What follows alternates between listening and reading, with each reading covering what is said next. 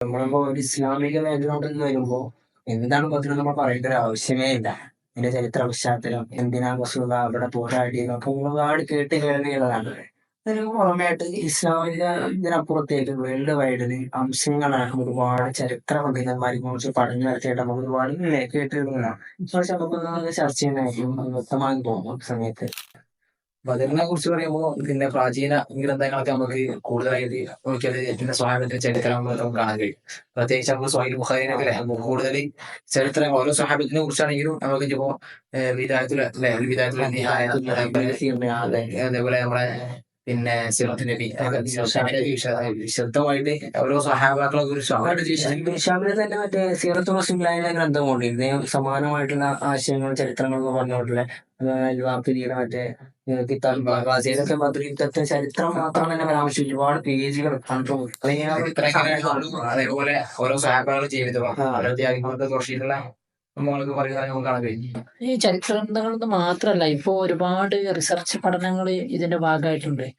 കാരണം പല ഭാഷകളില African language നമുക്ക് അധികമായിട്ട് പരിചയമില്ല. ആഫ്രിക്കൻ ലാംഗ്വേജിൽ പോലും ബദ്രീദത്ത് നല്ല വിശദമായിട്ട് രേഖപ്പെടുത്തി. അത് വെറും ചരിത്ര ഗ്രന്ഥത്തിനപ്പുറമായിട്ട് അതിന്റെ എല്ലാ തലങ്ങളെയും ഉൾക്കൊള്ളാവുന്ന രീതിയിൽ വിശദീകരിച്ച പല പഠനങ്ങൾ ആഫ്രിക്കയിൽ പോലും നമുക്ക് കാണാൻ പറ്റും. അതെ, ഒരുപാട് കേട്ടിട്ടുണ്ട്. ഒരു വലിയൊരു ചരിത്ര പഠനത്തിന്റെ ഭാഗമായിട്ട് ബന്ധപ്പെട്ട തടവുകാരുടെയൊക്കെ ചർച്ചയുണ്ട്.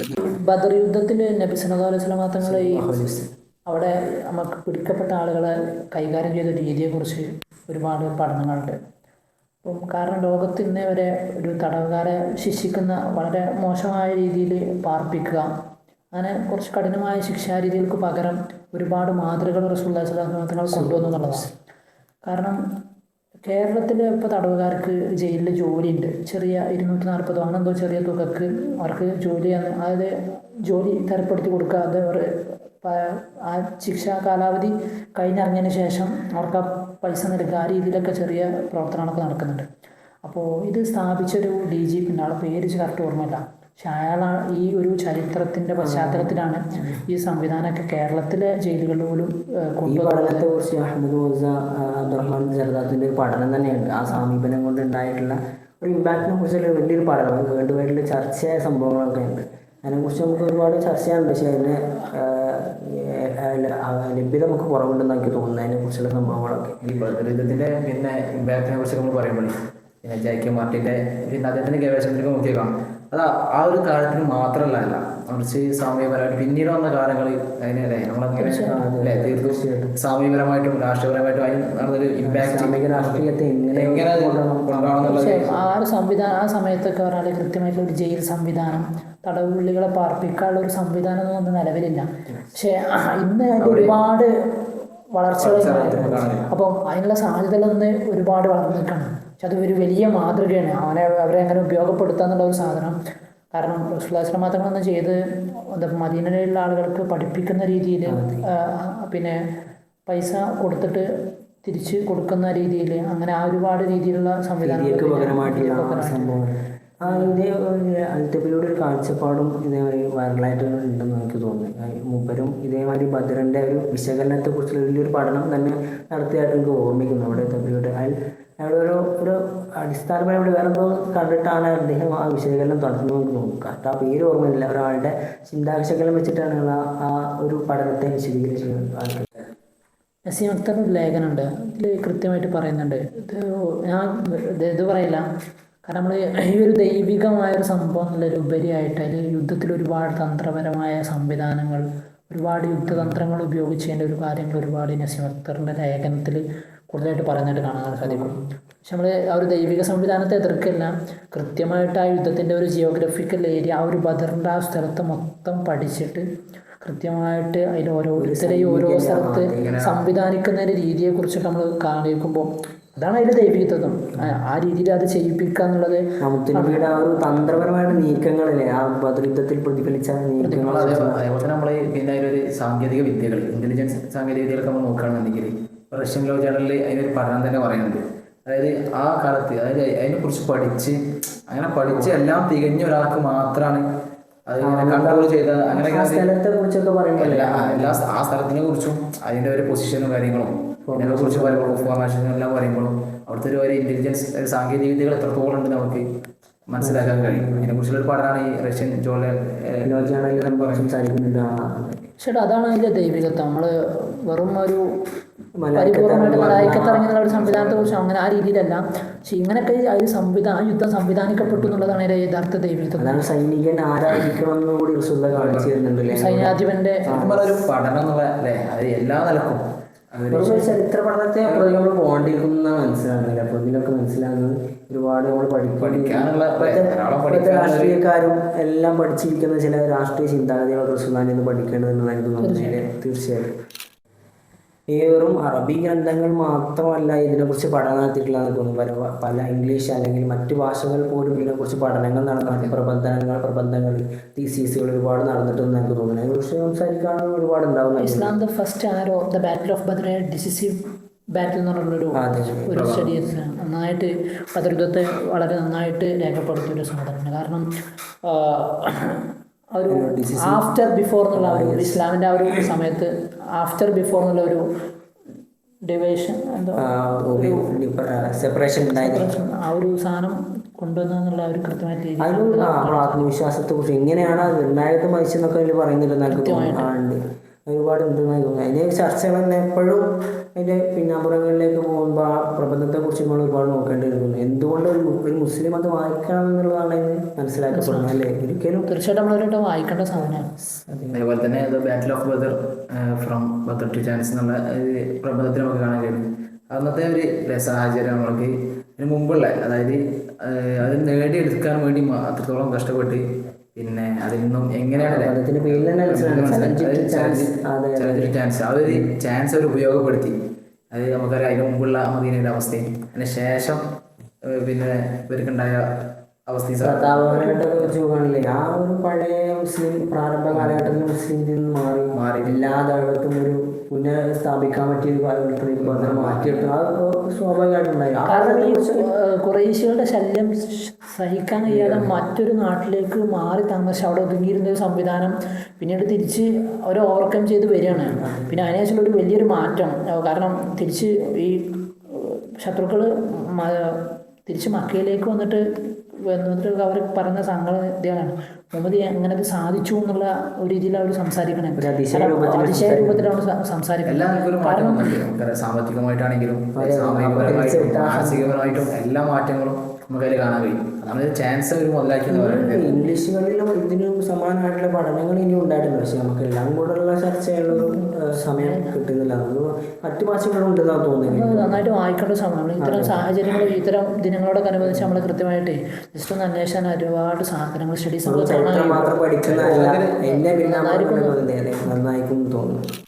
പിന്നെ തുർക്കിഷ് ലാംഗ്വേജുകളിലൊക്കെ പിന്നെ അതിനെക്കുറിച്ച് നമ്മൾ നോക്കുകയാണെങ്കിൽ പിന്നെ ബദർ അവിടുത്തെ പിന്നെ ഒരു കമ്പാരിസൺ, അതായത് ഉഹദ്, ഖന്തക്ക്, മറ്റുള്ള യുദ്ധങ്ങളൊക്കെ പഠനങ്ങൾ തീർത്തൊരു പിന്നെ നമ്മുടെ കുടുംബത്തിലുള്ള ഒരാൾ തന്നെ ശത്രു സൈന്യത്തിൽ നിൽക്കുമ്പോൾ അവരോട് പോരാടുന്ന ആ ഒരു മനോഭാവം അതിലേക്ക് മാറുന്ന ഒരു ഇതാണ്.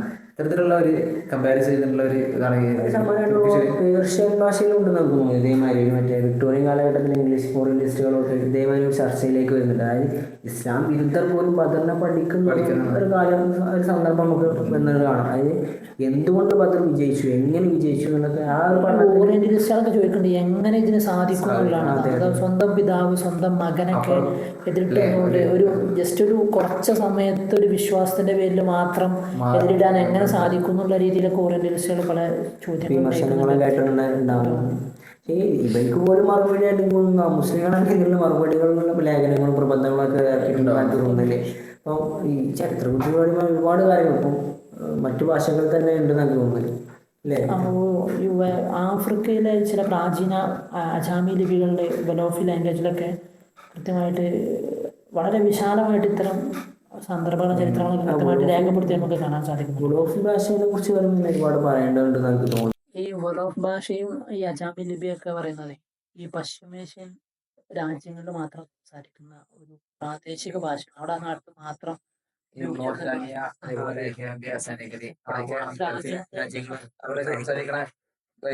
പ്രത്യേക ഭാഷയാണ് തോന്നുന്നത്. അജാമി ലിപിക്ക് അറബി അക്ഷരങ്ങൾ വെച്ചിട്ട് ഒരു പ്രത്യേക ലാംഗ്വേജ് പ്രാവശ്യം അടിച്ചാൽ പോലും കിട്ടുന്നില്ല ആ പൂർത്തിയാക്കാൻ കഴിയാത്ത ഇത്രയും അപ്ഡേറ്റഡ് ആയിട്ടുള്ള കാലത്ത് ഈ അജാമി ലിപിയും ഗൂഗിൾ അപ്പൊ അത്രയും പഴക്കം ചെന്നിട്ട് യഥാർത്ഥത്തിൽ പഠിക്കപ്പെടാൻ പ്രാചീന ഒരു ലാംഗ്വേജ് ആണ്. അപ്പൊ ഇത് കൃത്യമായിട്ട് പഠിക്കണം. കാരണം എന്താ വെച്ചാല് ഈ അറബി ലാംഗ്വേജ് എന്നൊക്കെ ഒരുപാട് ചരിത്ര പിന്തുണയുള്ള ഭാഷ കുറെ കാലായി.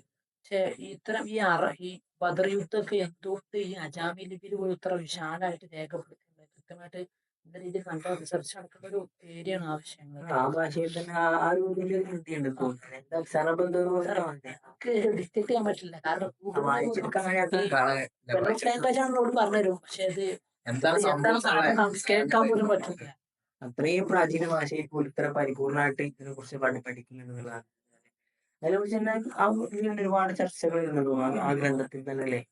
കാരണം ഈ നമ്മള് കൃത്യമായിട്ട് പഠിക്കണം. കാരണം വെച്ചാൽ ഒരു എന്തുകൊണ്ടായിരിക്കും ഈ ഒരു അങ്ങനത്തെ അറബി പണ്ഡിതന്മാര് ഇത്തരം ഒരു പ്രാചീന ഭാഷയിലേക്ക് അത് രേഖപ്പെടുത്താനുള്ള കാരണം. കാരണം നമ്മളെ കൃത്യമായിട്ട് പഠിക്കാത്ത ചില സംഭവങ്ങൾ കൃത്യമായിട്ട്. കാരണം എന്താ വെച്ചാൽ ഒരു യുദ്ധഭൂമിയുടെ ഒരു ജിയോഗ്രഫിക്കൽ ഏരിയ, ഒരു യുദ്ധഭൂമി നമ്മൾ സെലക്ട് ചെയ്യുമ്പോൾ അതില് ഒരു ഭാഗം തിരഞ്ഞെടുക്കുക എന്നുള്ളത്. കാരണം ഇന്നൊക്കെ അങ്ങനെ കൃത്യമായിട്ട് ഭാഗമില്ല. രാജ്യങ്ങൾ തമ്മിൽ പരസ്പരം എവിടേക്കും ഉള്ള പക്ഷെ ഒരു ഓപ്പൺ ഗ്രൗണ്ട് വാറുകളില് ഈ പൊസിഷൻ എന്നുള്ളത് വളരെ നിർണായകമാണ്. അപ്പോൾ അതിനൊരു കൃത്യമായിട്ട് ഒരു പൊസിഷൻ എങ്ങനെ എടുത്തു, അവിടെ അവർ എങ്ങനെയായിരുന്നു അതിന്റെ രീതിശാസ്ത്രങ്ങൾ കൃത്യമായിട്ട് എടുത്ത കിണറിന്റെ ഭാഗമൊക്കെ ഭയങ്കര ഹൗലുകളെ നിർമ്മിക്കുക. പിന്നെ കൃത്യമായിട്ട് ആ മഴ പെയ്യുന്നത് നേരത്തെ മനസ്സിലാക്കിക്കൊണ്ട് തയ്യാറാകുക. പരിശോധിക്കുക. കാരണം ആ യുദ്ധം തുടങ്ങിയ സമയം മുതല് ഈ എതിർഭാഗത്തുള്ള ശത്രുക്കൾ ബുദ്ധിമുട്ടുണ്ട് ഈ വള്ളത്തിന് വരിക. എന്ന് വെച്ചാൽ അവിടെ നിൽക്കുന്ന ഭാഗം എന്ന് വെച്ചാൽ ഈ മലയിൽ വരുന്ന ഈ ചളിയൊക്കെ ഉള്ള ഒരു സ്ഥലത്താണ്. അപ്പം അവർക്ക് കൃത്യമായിട്ട് ഒരു പ്ലേസ് പോലും കൃത്യമായിട്ട് കിട്ടുന്നില്ല. തന്ത്രങ്ങളൊക്കെ അല്ലേ, സൈനിക തന്ത്രം യുദ്ധതന്ത്രമൊക്കെ ഭയങ്കര ഈ യുദ്ധത്തിൽ നേരെ പോയി വാളുകൊണ്ട് വിട്ടുന്നത് മാത്രം അവർക്ക് കൃത്യമായിട്ട് അതിന്റെ ഒരു ജിയോഗ്രഫിക്കലായിട്ട് തന്നെ എവിടെ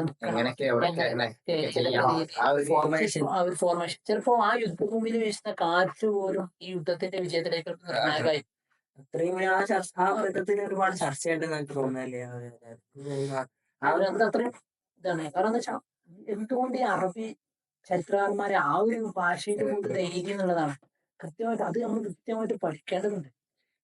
റിയാലികളുടെ പങ്കുമൊക്കെ എനിക്ക് തോന്നുന്നു വലിയ ഇമ്പാക്ട് നിർത്തിയ സമയത്ത് രണ്ട് ഭാഗങ്ങളിലായിട്ട് വലിയ വലിയ തീരന്മാരായ ആൾക്കാരെ ഒരിക്കലും പതറാത്ത ആൾക്കാരെ പോലെ നിർത്തിയാണ്ട് എങ്ങനെ എതിരാളികളെ ഭയപ്പെടുത്താം എന്നുള്ളൊരു കൺസെപ്റ്റിലേക്ക് എത്തുന്നത്. ആ കൃത്യമായിട്ട് ഓരോരുത്തരുടെ അടുത്തേക്ക് ഫോർമേഷൻ വെക്കുന്നത് പോലെ വലിയ ബെസ്റ്റ് ആൾക്കാർ ഉള്ളിൽ നിർത്തിക്കാണ്ട് ഭയപ്പെടുത്തുന്നതാണ് മാനസികപരമായിട്ടുള്ള തന്ത്രം. അത് ഭയങ്കര ഒരു ഇമ്പാക്ട് ഉണ്ട്. ഞാൻ ഇതിന്റെ അടുത്ത് തന്നെ ഇനിയും ഒരുപാട് ചർച്ചകളൊക്കെ പറയും ഈ റൂൾ ഓഫ് ലാംഗ്വേജിനെ കുറിച്ച്.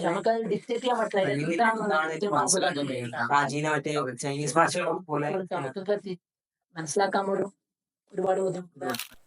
പിന്നെ പറയപ്പെട്ട ഗ്രന്ഥത്തിൽ തന്നെ സൂഫി ധാരകളെ കുറിച്ചൊക്കെ പറയുന്നുണ്ടല്ലോ. നമുക്കറിയാം ഓരോ സ്വാമികളെ കുറിച്ച് പഠിച്ചിട്ട് അവരെ ഒരു ആത്മീയതയിലേക്ക് മാറിക്കൊണ്ട് സ്പിരിച്വൽ ട്രാൻസ്ഫർ നമുക്കറിയാം. ഓരോരുത്തരെ കുറിച്ച് പഠിച്ച അവസാനം സൂഫി മാർഗത്തിലേക്ക് മാറി ത്വരീക്കത്ത് ആ ഒരു ഓരോരുത്തരെ കുറിച്ച് പഠിക്കുക, എന്നിട്ട് അവരെങ്ങനെയായിരുന്നു മനസ്സിലാക്കിയിട്ട് ആ ഒരു മാർഗം സ്വീകരിക്കുക. അതാണ് അവർ ചെയ്തത്. സൂഫി ധാരയിൽ തന്നെ ഈ പദ്ധതി ഉണ്ടാക്കുന്നതാണ് മനസ്സിലാകുന്നത്. സ്വഹാബത്ത് ഈ ശുഹദാക്കൾ ഈ ബദർ യുദ്ധത്തിൽ പങ്കെടുത്തവർ വലിയ രീതിയിലുള്ള മഹത്വം അവർക്ക് നൽകുന്നു. കാരണം ചില തെറ്റുകൾക്ക് പോലും അപ്പൊ തീർച്ചയായിട്ടും അവർ ഇതിന് അർഹരാണ്. ഈ ബദർ യുദ്ധത്തെ കുറിച്ച് അന്നത്തെ ആഫ്രിക്കയിലെ പണ്ഡിതന്മാർ വലിയ രൂപത്തിലുള്ള വിലയിരുത്തലാണ്. അതായത് ആ ബദർ യുദ്ധം കൊണ്ടാണ് ഒരു ഇസ്ലാമിക ഫത്തഹ് അല്ലെങ്കിൽ ഇസ്ലാമിക വിജയം രൂപത്തിലേക്ക് ഒരു സ്വാഭാവികമായിട്ട് നമ്മൾ കരുതുന്ന സംഭവം തന്നെയാണ്. അതുകൊണ്ട് കിട്ടിയ ഒരു മുന്നേറ്റമാണ് യഥാർത്ഥത്തിൽ ഇസ്ലാമിന് വലിയൊരു വളർച്ചയിലേക്ക് എത്തിച്ചത് എന്നുള്ള ഒരു കൺസെപ്റ്റാണ് അന്നത്തെ പണ്ഡിതന്മാരെല്ലാം ആ ഈ ഗ്രന്ഥത്തിൽ തന്നെ ആ ചർച്ച രൂപത്തിലാണ് ഈ ഗ്രന്ഥം പരാമർശിക്കുന്നത് തോന്നുന്നു. അങ്ങനത്തെ ഒരു ചർച്ചയാണ്. അതിനെക്കുറിച്ച് പഠനങ്ങൾ ഇപ്പോഴും വലിയതായിട്ട് നടക്കുന്നുണ്ടെന്നാണ് ഇല്ലാന്ന് തോന്നുന്നു. അത്രയും കിട്ടാത്തെന്ന് പറഞ്ഞ പോലെയാണ് ഈ ഗ്രന്ഥം ഉള്ളത്. ബോസ്റ്റൺ യൂണിവേഴ്സിറ്റിയിലെ ഈ അജാമി ലിപികളിലെ കൃത്യമായ കളക്ഷൻസ്, മാൻസ്ക്രിപ്റ്റിന് ഒരുപാട് കളക്ഷൻസ് ഉണ്ട്. അപ്പോൾ ഇതിൽ നിന്നൊക്കെ ഇതിന് കൃത്യമായിട്ടുള്ള ഒരു വിവരണം നമുക്ക് ലഭിക്കുന്നത്. അപ്പോൾ ഈ രീതിയിൽ ഇത്തരം ചരിത്ര ഗ്രന്ഥങ്ങളൊക്കെ പഠിക്കുമ്പോൾ യൂണിവേഴ്സിറ്റികളൊക്കെ ഈ കളക്ഷൻസ് ഉണ്ട്. അപ്പം നമുക്ക് ഈ രീതിയിലൊക്കെ നമുക്ക് ഒരുപാട് അവൈലബിലിറ്റി ഉണ്ട്. തീർച്ചയായിട്ടും നമ്മൾ ആ രീതിയിലേക്കുള്ള പഠനങ്ങളിലേക്ക് ഭാഷയുടെ ഒരു പ്രശ്നം നമ്മുടെ മുന്നിൽ ഭയങ്കര ഈ പുറത്തുനിന്ന് പഠിക്കുമ്പോഴുള്ള പ്രശ്നമാണ്. തീർച്ചയായിട്ടും ആ ഒരു നാട് ഒരുപാട് ആൾക്കാർ വിസ്കട്ടൊക്കെ പോയി പഠിക്കുന്നവരുണ്ട്. നാട്ടിലൊക്കെ പോയി ഇരുന്ന് പഠിച്ചു അവിടെ തന്നെ പോയി ഇമ്പാക്ട് ഉണ്ടാക്കിയതുകൊണ്ടാണ് അതിന് ഇത്ര ഈ ബോസ്റ്റൺ ഒരു പ്രധാന യൂണിവേഴ്സിറ്റി പോലും അത്ര ഒരു മാനുസ്ക്രിപ്റ്റുകൾ ഒരുപാട് കളക്ഷൻസ് തന്നെ ആ യൂണിവേഴ്സിറ്റിയുടെ ലൈബ്രറികളിൽ ഉണ്ടെന്നാണ് പറയുന്നത്. ശരിക്കും നമ്മള് പിന്നെ പഠനത്തെ കുറിച്ച് പറയുമ്പോൾ ചരിത്ര പഠനം മാത്രം ഒരിക്കലും ഒരിക്കലും അല്ലേ നമ്മള് അത് മാത്രമേ ഒതുങ്ങിയിരുന്നാണ് നമുക്ക് തീർച്ചയായും ആ ബദർ വലിയ രീതിയിലുള്ള ഇമ്പാക്ട് ഉണ്ട്. നമുക്കറിയാം നമ്മുടെ പഞ്ചായത്തിൽ ബദർ മസ്ജിദുകളില്ലാത്ത പഞ്ചായത്തുകളിൽ നിന്ന് കേരളത്തിലില്ല. കേരളത്തിൽ ലോകത്ത് എവിടെ അങ്ങനെ ആയിരിക്കും. ഏതൊരു ലോക്കൽ ഏരിയകളിലാണെങ്കിലും ബദർ മസ്ജിദുകളിലോ അല്ലെങ്കിൽ ബദർ എന്നുള്ള ആ പേരുകളില്ലാത്ത അല്ലെങ്കിൽ ആ ഒരു ബദരിങ്ങളെ പേരുകളില്ലാത്ത മുസ്ലിങ്ങളില്ലാത്ത ആ ഒരു ഏരിയകൾ നമുക്ക് കാണാൻ പറ്റില്ല. അപ്പം കൃത്യമായിട്ട് ആ ഒരു സംഭവം ഭദ്രനാശിപ്പ് ആ സ്ഥലത്തിന്റെ പേരാണ്. അഥവാ ആ ഒരു ഏരിയ മാത്രമല്ല ലോകം ആ ഒരു പേര് പോലും എല്ലായിടത്തും എത്തി എന്നുള്ളതാണ് അതിന്റെ ഒരു ഇമ്പാക്ട്. പക്ഷെ അതെങ്ങനെയാന്നുള്ളതും ഇനി ഒരുപാട് മുന്നോട്ട് പോകേണ്ടതുണ്ട്. ഹിസ്റ്ററി ഒക്കെ എപ്പോഴും പിന്നിലോട്ടാണ് സഞ്ചരിക്കുന്നത്. മുന്നോട്ട് സഞ്ചരിക്കേണ്ട കാലം ഇനിയും ഉണ്ടെന്നുള്ളതാണ് മനസ്സിലാക്കുന്നത്. അറബി ഭാഷ നമ്മൾ വെറും ഒരു അറബിക് മാനുസ്ക്രിപ്റ്റുകളെ മാത്രം ഫോക്കസ് ചെയ്ത് പോകുമ്പോൾ ഉണ്ടാകുന്ന പരിമിതികൾ കൂടി അതിൽ നമ്മൾ നികത്തേണ്ടതുണ്ട്. കാരണം പുറമേയുള്ള ലാംഗ്വേജുകളുടെ കൂടി അറബി ഭാഷ എഴുതപ്പെട്ട ഏറ്റവും പരിപൂർണമായ ഗ്രന്ഥം ബദ്രീത്തെ കുറിച്ച് പരിപൂർണ്ണ ഗ്രന്ഥമാണെന്ന് പറയപ്പെടുന്നുണ്ട്. അതൊക്കെ വെച്ച് നോക്കുമ്പോൾ നമ്മൾ വെറും അറബി ഗ്രന്ഥങ്ങളെ വെച്ചിട്ടുള്ള അടിസ്ഥാനമായിട്ടുള്ള കഥകൾ അല്ലെങ്കിൽ ചരിത്രങ്ങൾ പറയേണ്ട ആവശ്യമേ ഇല്ലാതെ തോന്നുന്നു. ഇതൊക്കെയാണ് മറ്റുള്ളവർക്ക് കൂടി വിശ്വാസ രൂപത്തിലേക്ക് ഇതിന് മാറ്റെടുക്കാൻ പറ്റില്ലേ. പ്രത്യേകിച്ച് ഓറിയന്റലിസ്റ്റ് അങ്ങനെ ഒരുപാട് വിമർശകർക്ക് ഇടയിലൊക്കെ ഇങ്ങനത്തെ ഒരു ഇത് വരുമ്പോഴാണ് മക്കളെ മനസ്സിലാക്കാൻ നമ്മൾ പഠിക്കുമ്പോൾ ആ ഒരു ഇതിനപ്പുറം നയതന്ത്രങ്ങൾ അല്ലെങ്കിൽ ഒരു സൈനികന്റെ ചിന്താഗതികൾ സൈന്യാധിപന്റെ എന്തൊക്കെയാണ് മാറ്റം വരുത്തേണ്ടതൊക്കെ ഒരു നേതൃപാഠം എന്നുള്ള രീതിയിൽ ഒരു പൊളിറ്റിക്കൽ രീതിയിൽ നമ്മൾ രാജ്യത്തെ മൊത്തത്തിൽ അത് ഒരു രാജ്യത്തിന്റെ ഒരു സൈന്യാധിപൻ എങ്ങനെ ആയിരിക്കണം, ഏതൊക്കെ രീതിയിലുള്ള മാറ്റങ്ങൾ തിരുത്തലുകളെല്ലാം എന്തെല്ലാം ചെയ്യണം, അതിനൊക്കെ കൃത്യമായിട്ട് മാതൃകകൾ ബദരീത്തിന്റെ രീതിയിലുണ്ട്. ഒരു സ്പിരിച്വൽ പവർ കൊണ്ട് മാത്രം ജയിച്ചതല്ല, സ്പിരിച്വൽ പവർ നിഷേധിക്കല്ല. പക്ഷെ റസൂലുള്ളാഹിന്റെ ആ ഒരു ചെറിയ നമുക്കറിയാം നമ്മൾ കൂടുതൽ പഠിക്കുകയും എഴുതാനോ വായിക്കാൻ അറിയാത്ത ഉണ്ണിയാണ് പറയുന്നത്. അപ്പം ആ ഒരു രീതിയിൽ വന്നുകൊണ്ട് ഇത്തരത്തിൽ വലിയ രീതിയിലുള്ള മാറ്റങ്ങൾ ചെയ്യുക, തീർച്ചയായും ആ മാറ്റങ്ങൾ ചെയ്യുക എന്നുള്ളതാണ് അതിലുള്ള ദൈവികത്വം. ഈ ദൈവികത്വം ഇതൊക്കെ തന്നെയാണ് അതിന്റെ വിജയത്തിന് കാരണം. നേരത്തെ പറഞ്ഞ മദീനയിലെ ഭരണത്തിന് പോലും ഇങ്ങനെ മാറ്റങ്ങളെ പോലെ അത്രയും പഠിക്കേണ്ടിയിരിക്കുന്നതാണ്. അപ്പൊ ഒരു യുദ്ധത്തിൽ ഇത്രയും ഇമ്പാക്ട് ഉണ്ടാകാൻ ലോക ചരിത്രത്തിൽ തന്നെ വലിയ പറയപ്പെടേണ്ട സംഭവങ്ങളാണ്, പഠിക്കപ്പെടേണ്ട കാര്യങ്ങളാണ്. ഇതിൽ ഓരോന്നും ഒരു പ്രത്യേക തീസിസ് അല്ലെങ്കിൽ പ്രത്യേക പ്രബന്ധങ്ങളായിട്ട് അത്രയും വിശാലമായിട്ട് പഠിക്കണം അറിയുന്നുണ്ടെന്ന് മനസ്സിലാക്കും. ഇപ്പോഴും ഓറിയന്റലിസ്റ്റുകൾ പറഞ്ഞ വിഷയം പറഞ്ഞ പോലെ മറ്റുള്ളവർ പോലും കടമെടുക്കുന്നതിന് മറ്റുള്ള നയതന്ത്രങ്ങൾ അല്ലെങ്കിൽ ചിന്താഗതികൾ എല്ലാം നമ്മൾ പഠിച്ചെടുക്കണം നമ്മൾ മനസ്സിലാക്കിക്കൊണ്ടാണ് ശരിക്കും നമ്മൾ ഈ ബദർ എന്ന ചരിത്രത്തിൽ വെച്ച് നമ്മൾ അന്ന് പിന്മാറാൻ വെച്ചിട്ടാണ് അത് ചരിത്ര പഠനങ്ങൾ മാത്രമേ